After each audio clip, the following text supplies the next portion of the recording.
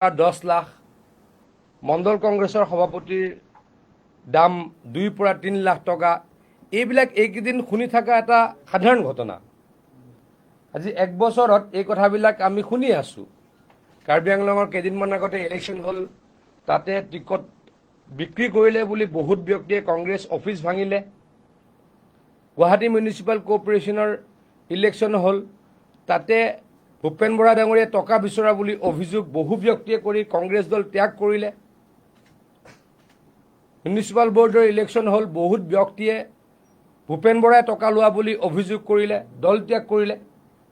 গতিকে আজি তাৰিখত এই কথাটো এটা সাধাৰণ ঘটনা।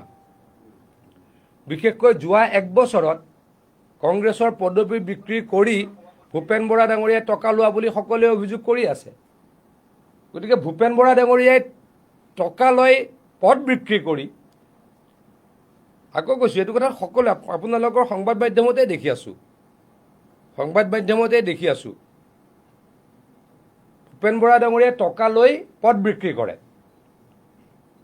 আৰু তেওঁ বেলেগৰ দুৰ্নীতিৰ কথা কয়। এইটো আকৌ কৈছোঁ, ভোটৰ মুখত ৰাম নাম লোৱাৰ বাহিৰে এইটো বেলেগ কথা নহয়। গতিকে মই ভূপেন বৰা ডাঙৰীয়াক আহ্বান জনাইছোঁ, তেখেতে এনেকুৱা এটা কৰি দেখাওক, পঞ্চায়ত ইলেকশ্যন যেতিয়া হ'ব, পঞ্চায়ত ইলেকশ্যন হওঁতে এটা টকাৰো অভিযোগ কোনোৱে যাতে তেওঁৰ বিৰুদ্ধে আনিব নোৱাৰে।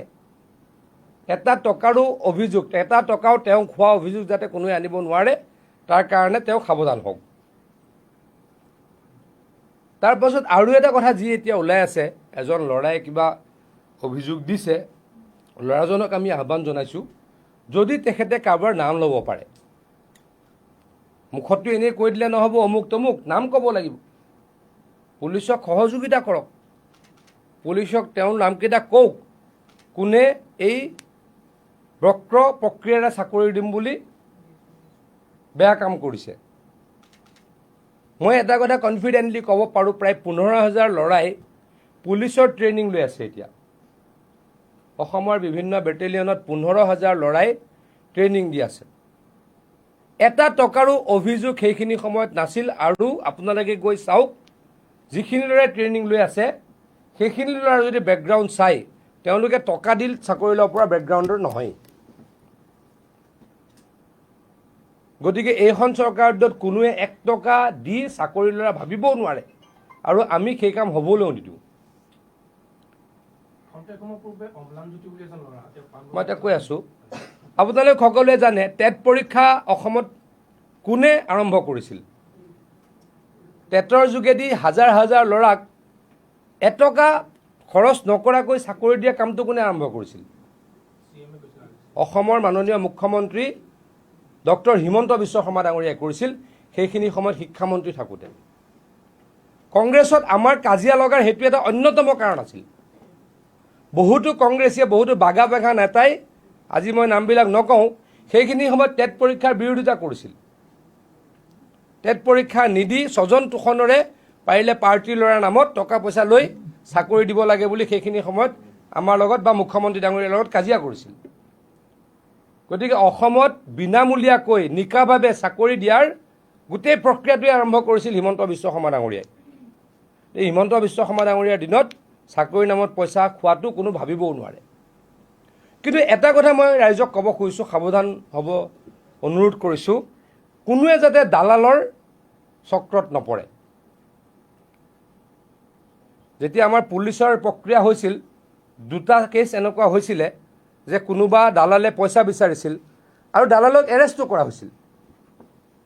এতিয়া কথাটো মই আপোনালোকক কওঁ যে 10 লাখ ল'ৰাই চাকৰি দিছে, আৰু অসমততো বেয়া মানুহ ক'ৰবাত এটা দুটা থাকিব, দালাল ব্যক্তি, দালালটো থাকিব, দালাল প্ৰকৃতিৰ ব্যক্তি থাকিব। তেওঁলোকে মিছা কথা ক'ব আৰু চৰকাৰক বদনাম দিব, সেইটো নহ'ব। গতিকে এটা কথা মই ৰাইজক জনাব খোজোঁ যে এটকাও চাকৰিৰ নামত কোনোৱে দি চাকৰি ল'ব নোৱাৰে, খাটাং। আৰু যদি কোনোবা যদি দালালে কাৰোবাক প্ৰলোভিত কৰিছে, সেই দালালৰ নাম আমাক দিয়ক, কঠোৰ শাস্তি দিম। আৰু আকৌ কৈছোঁ, দালালৰ যোগেদি চাকৰি কোনো নাপায়, অসম্ভৱ কথা।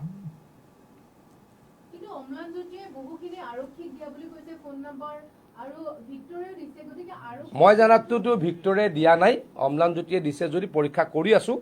মই আকৌ কৈছোঁ তেওঁলোকে যদি আমাক সহযোগিতা কৰে, নাম দিয়ে, ডেফিনেটলি তাৰ বিৰুদ্ধে ব্যৱস্থা লোৱা হ'ব। কিন্তু মই দৃঢ়ভাৱে কৈছোঁ কোনো ধৰণৰ চাকৰি বক্ৰ প্ৰক্ৰিয়াৰে এইখন চৰকাৰৰ দিনত পোৱা নাযাব, দিয়া নহ'ব।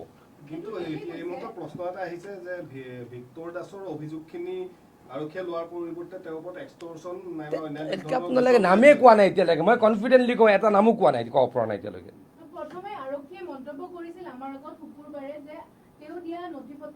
কি পৰ্যায়ৰ ব্যক্তিয়ে আপোনালোকক কৈছিলে মই নাজানো। এইমাত্ৰ আমি শীৰ্ষ আৰক্ষী বিষয়াৰ লগত কথা পাতিয়ে আপোনালোকৰ মাজলৈকে আহিছোঁ।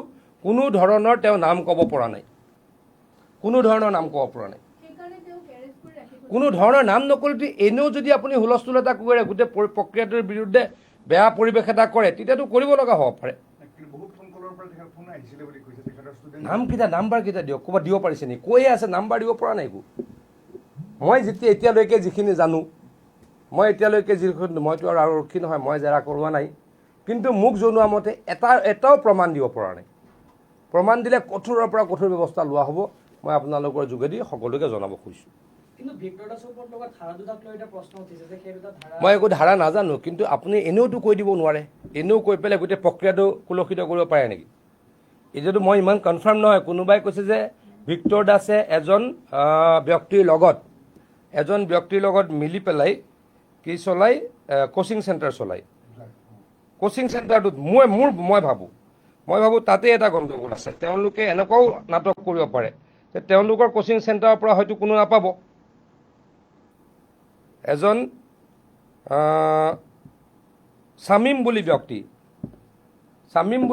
গোৱালপাৰাৰ শামীম বুলি ব্যক্তিৰ লগত ভিক্টৰ দাসৰ দুটা কোচিং চেণ্টাৰ আছে। গতিকে মই ভাবোঁ উল্টাকে, তেওঁলোকৰ কোচিং চেণ্টাৰৰ পৰা কোনো নাপায়। তেওঁলোকে এনেই কোচিং চেণ্টাৰ নামত টকা লৈছে মানুহৰ পৰা। টকা লৈছে আৰু যে তেওঁলোক ফেইল হ'ব, তেওঁলোকৰ ল'ৰা ছোৱালীয়ে হুলস্থুল কৰিব, তাৰ আগতে এই নাটকটো কৰিছে। এইটো মই ভাবিছোঁ তেনেকুৱা হ'ব পাৰে।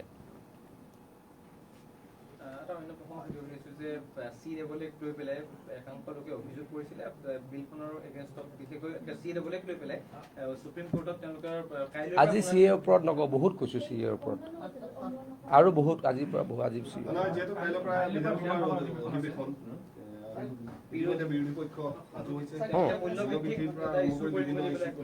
মূল্যবৃদ্ধিৰ মই এটা কথা আপোনালোকক ক'ম। এদিন যোৱা মই বিধানসভাত কৈছিলোঁ, আমি ইউ পি এ চৰকাৰৰ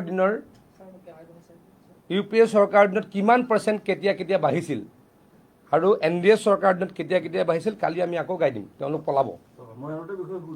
পলাব। মই যদি গাই দিওঁ, যেতিয়া ইউ পি এ চৰকাৰ আছিল, যেতিয়া কংগ্ৰেছ চৰকাৰ থাকে, তেতিয়াৰ ইনফ্লেশ্যন আৰু বিজেপি থকা দিনৰ ইনফ্লেশ্যনৰ যদি মই হিষ্ট্ৰী গাই দিওঁ, এই বিৰোধী গোটেই আমাৰ সন্মুখৰ পৰা পলাব। আৰু এটা কথা সুধিছোঁ, ৰাণা গোস্বামীয়ে এটা টুইট দিছে, কংগ্ৰেছে যদিও এটেক কৰি আছে, তাৰ মাজতে কংগ্ৰেছৰ আভ্যন্তৰীণ কণ্ডল প্ৰকট হৈ গৈছে। কংগ্ৰেছটোতো আভ্যন্তৰীণ কংগ্ৰেছটো চেছ হৈ যাব।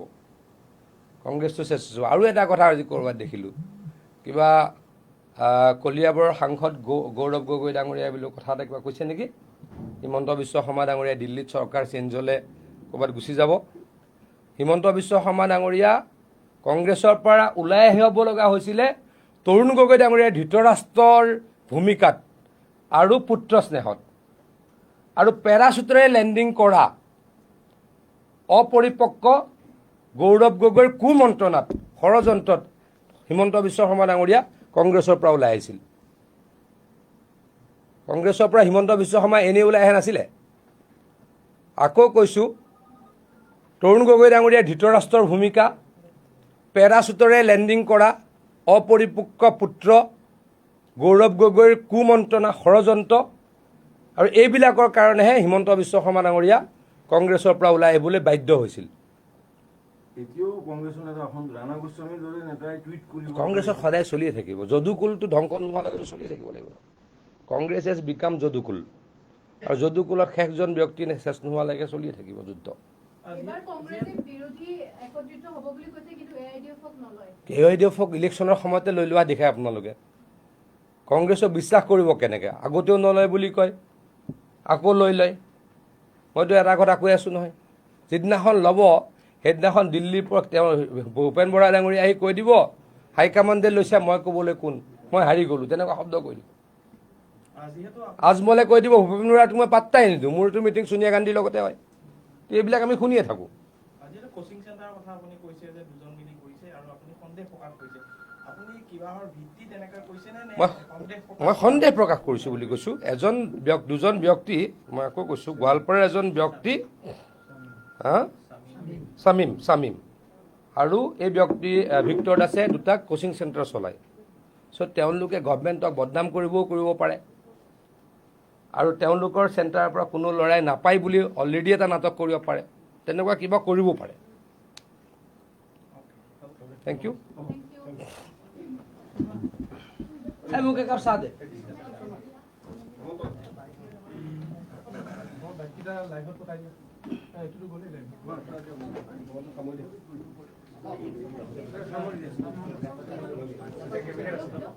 কেবিনেটৰ আগত মোৰ হেৰি আছে IPF-ৰ